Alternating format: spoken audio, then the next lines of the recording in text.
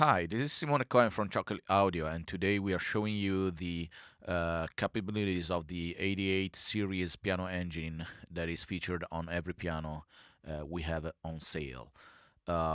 We are using for clarity the Model 7 right now, the Model 7 Grand version 2, but everything we are showing is valid for every one of the acoustic pianos we have on sale. So, starting from the top left, we have the present management where you can load any of the factory presets, and you can also save and delete your own user presets. Purge muted allows you to basically save memory, save RAM in Contact by basically purging every channel that is muted in the piano. So, as you can see, I just clicked and saved more than 300 megabytes. As soon as I unmute any of the channels, Contact will quickly load the relative samples. Then the mixer. The engine allows you to mix up to 4 different microphone channels, basically allowing you to set the volume, the pamphlet. Well, of course, you can also mute and solo any of the channels. You can set the width, the stereo width from mono to expanded stereo. This is, of course, not available on channels that are mono by itself.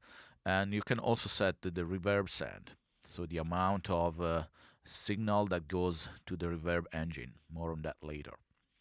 Here you can see the name of the microphones or the placement based on the product. Then going on, the reverb. This is the reverb level, and there's also a mute button to make it quicker to just shut off the reverb.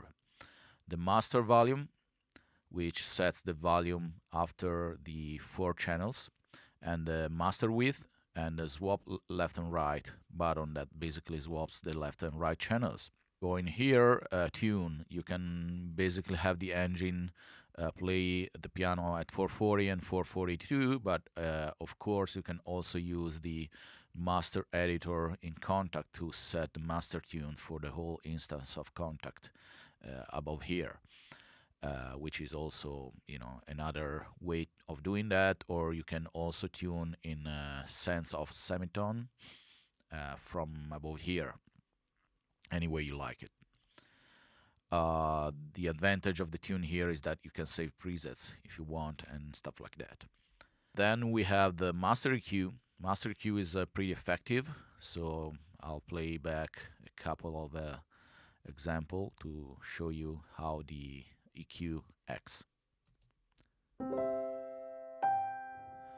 No low end.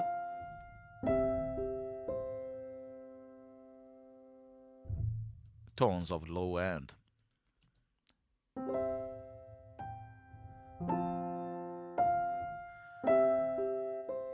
Body.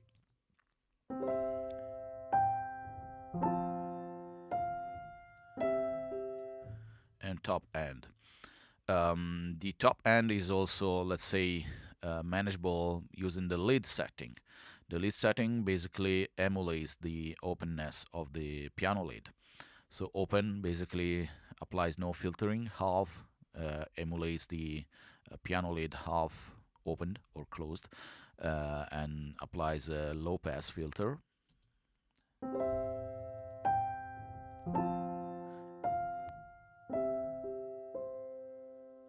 And closed basically applies an even more effective low pass filter.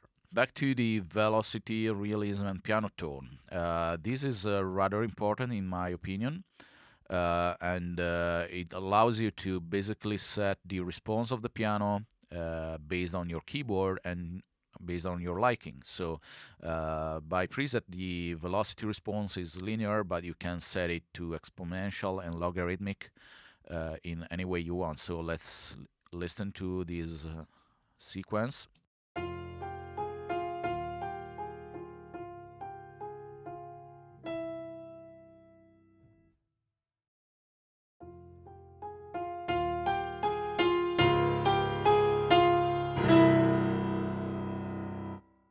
So this basically remaps the velocities from your keyboard or your MIDI sequences, it's a velocity transformer basically.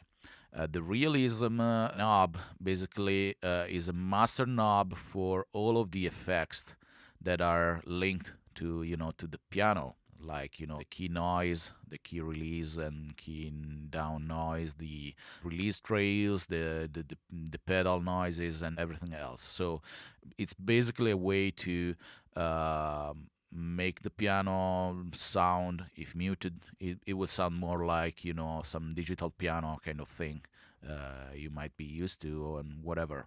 So max is the most realistic setting, but at the same time you might not want to have so much real noise in the piano itself. Piano tone basically sets an offset to the dynamics that we sample with the piano. So basically, it transforms the piano, making it softer or harder, and it's very effective in changing the soul of the piano itself.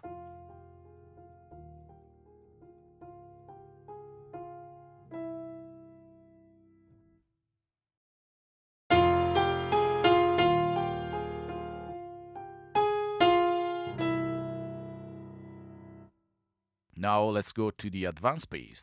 The advanced page um, basically gives you the envelope section where you can set the attack time, hold time, decay time, sustain level, release time, and the attack curve for the amp envelope, so the actual volume.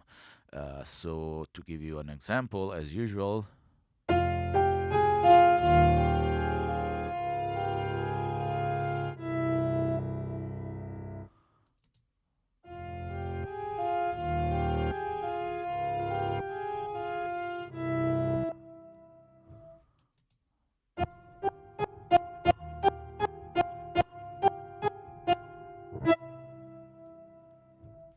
so you can get some sound design kind of thing. There are also in many of the pianos some presets making use of this, like this one in the Model 7.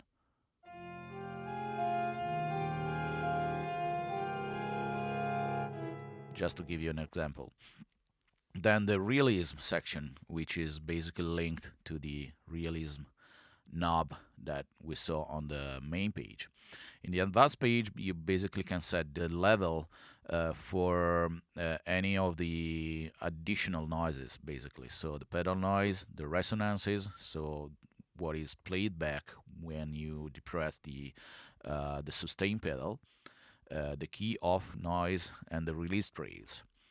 Pre-attack is a particular knob. Basically, is by default set to off now, and it makes sure, since we cut the sample a bit earlier, it makes sure that all the pre-attack noise that it happens naturally when you play a real piano can be maintained. Of course, it is off by default because the effect of this is that when you play live, you will perceive some kind of latency, because of course this kind of noise is not triggered when you actually trigger the key, but a bit earlier on a real piano, and this cannot be achieved with a MIDI piano.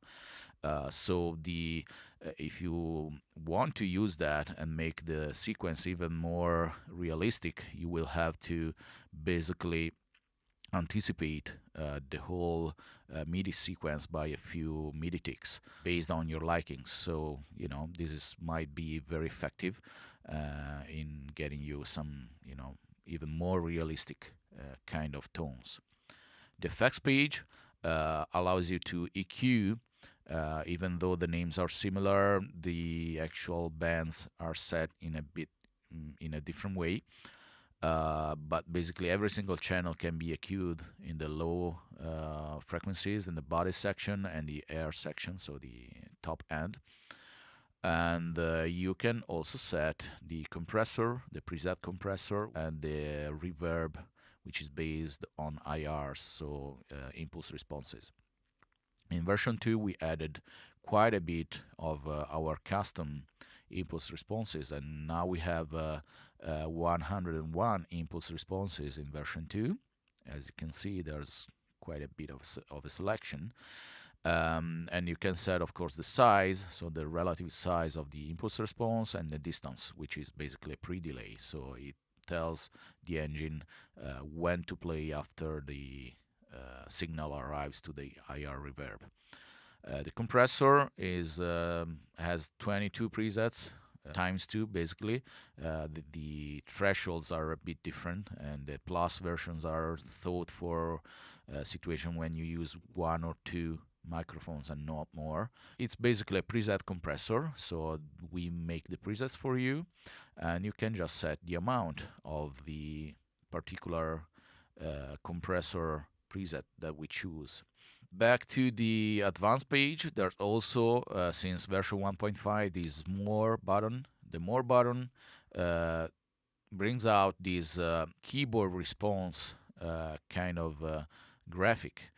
This is not a velocity response, it's more a dynamic response that basically allows you to offset the level in dB of each single key on your keyboard. And this might be effective if you feel that some notes stick out too much in a particular situation, or even to adapt for a particular venue you're playing in, and stuff like that, or even to change the actual sound, perceived sound of the piano. Like if you select like regular V, which scoops the middle notes,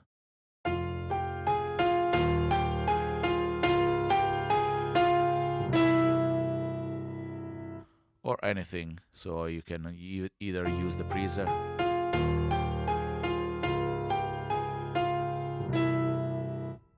or design your own. You just click and drag. When you click on the logo, you're taken to the about page, the credits page, where you can see the credits for the guys that participated to development of the piano. These might be very important. So it's the version number and the build date, which might be important for support. So if you're looking for support with us, it's rather important if you give us this specific information so that you can help us, maybe track down any kind of bug.